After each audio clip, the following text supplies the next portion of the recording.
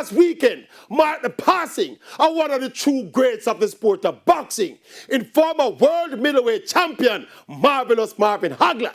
This man was not just a statistical great with his 62 wins, 52 by knockout, 3 defeats, and 2 draws. But when you say warrior, you call Marvin Hagler name. That 1985 epic between Hagler and Thomas Hitman Hearns lasted less than 3 rounds.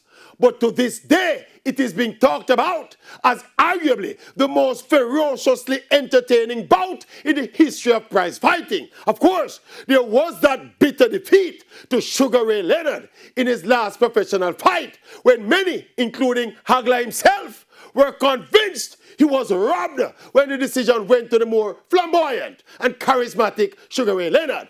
So when we hear people talking about the greats of boxing and mention people like Baby Floyd Mayweather ahead of the legendary Marvelous Marvin Hagler, is ignorance to beat them? And I want to say this personally.